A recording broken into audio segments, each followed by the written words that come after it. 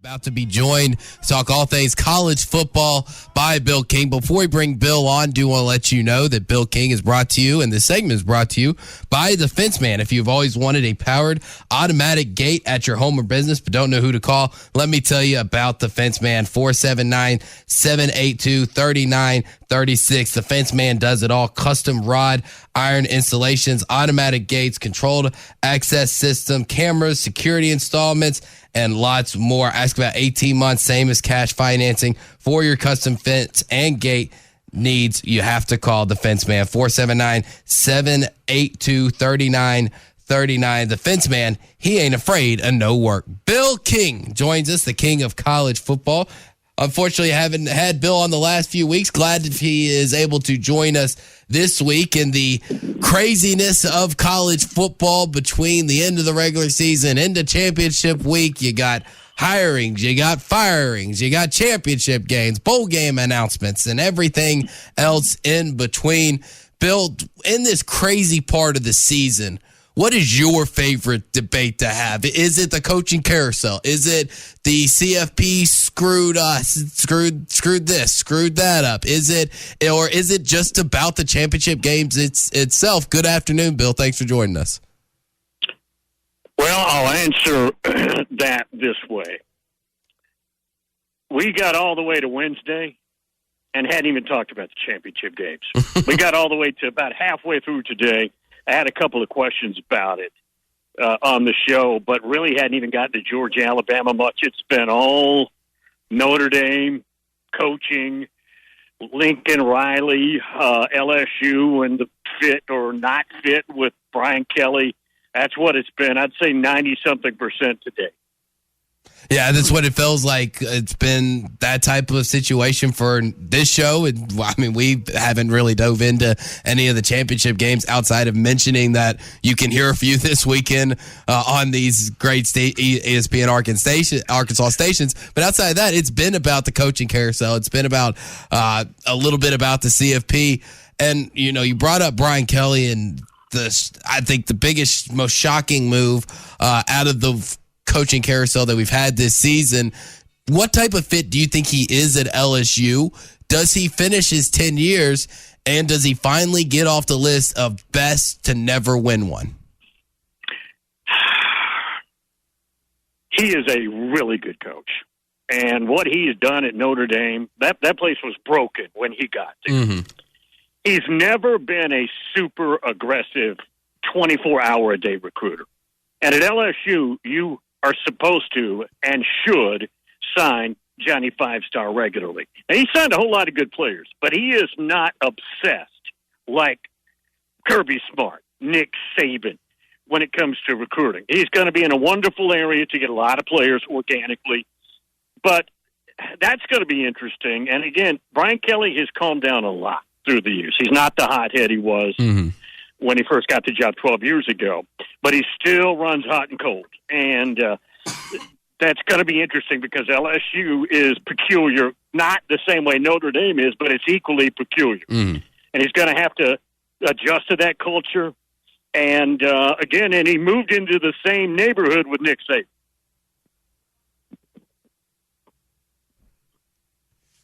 Bill, you there? Yeah. Oh, okay. I'm sorry. I thought you had a little bit more to say there, but yeah, going off of that, in moving to the SEC West, where it is so hard to win, and you talk about, you know, he's saying how he wants to win that national championship. Is it easier to kind of, because I mean, the path, if you can make it out of the gauntlet that is the SEC West, you pretty much have a clear-cut path to the Final Four. Whereas when Notre Dame, you still might need some help. So is it easier to win at LSU than it is at Notre Dame because of how much you have to go through? Yes and no. And I'll explain the reasoning for that. The LSU, particularly, let's say the last 20 years, has, on average, signed better talent than Notre Dame. And that leads you further down the road, particularly if you're well coached. You got to be well coached with that talent. But if you got all that in line, but Notre Dame has an easier pathway. I mean, they're 11-1 this year with a rebuilding team, and I don't know that they would lose to Cincinnati if they played them now. the way they're playing. Now, again, they played and they lost. But so if the right guy gets the Notre Dame job, Marcus Freeman or Luke Fickell, and they recruit better than Brian Kelly. Brian Kelly recruited top 12 type classes. The next guy needs to recruit top 5 classes, which you can at Notre Dame. If they do that at Notre Dame, the pathway there is probably easier because you're not bumping into Nick Saban until you get, into December and January. Yeah, you kind of want to prolong that type of meeting with Nick Saban and a lot of the other powerhouses in the SEC. The other big movement of this coaching carousel cycle has obviously been Lincoln Riley to USC, leaving that hole there in Norman, Oklahoma. Whether he's a trader, whether it's business, depending on whether you're a fan or not, is kind of how I feel about how people are reacting to it. But as far as Bob Stoops taking over for the interim title, going to coach the bowl game, that was honestly a little weird to me as well. Do you think he has any aspirations of sticking on as a full-time guy? And if not, who do you think is maybe the perfect candidate out there to lead Boomer Sooner?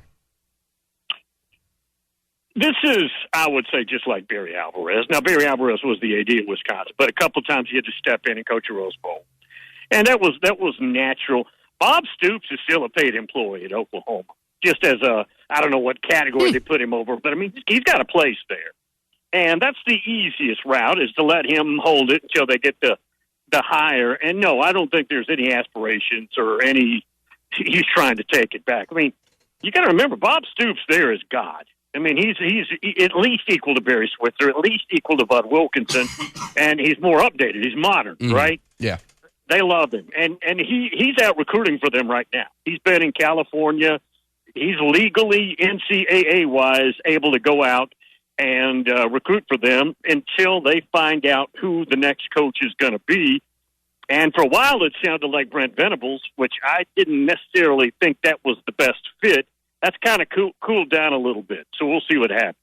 We're speaking with Bill King, the king of college football from Nashville radio. Bill, a few more things before we let you go. I do want to get your opinion on the championship games themselves, but before we get to that, do you have some new coaching kind of news that's come around the SEC in the last 24 hours? Mark Stoops' extension and agreement to stay at Kentucky. Were you kind of shocked that he went ahead and took the extension and kind of gave up on possibly filling one of these bigger roles, maybe at a Notre Dame, at an OU, at another job? And also the forms of the agreement of if he wins, I think it's if he wins 7 to 9 games, he gets an automatic year added on, and then anything over 9 is another 2. What were your thoughts on his extension? He's at a basketball school where he's winning in football, and he's safe forever. And he's making $6-7 million bucks. Yeah, that's true. And he's not taxed a lot. He lives in a very reasonable place. The assistants are happy. He doesn't, at least for now, doesn't want to go get into hey, every morning, just remember, win or die. Now, I'm not saying someday he doesn't take that chance, but as of right now, he's not going to do that. I know a lot of people, they are very happy. Kentucky football is a very happy place.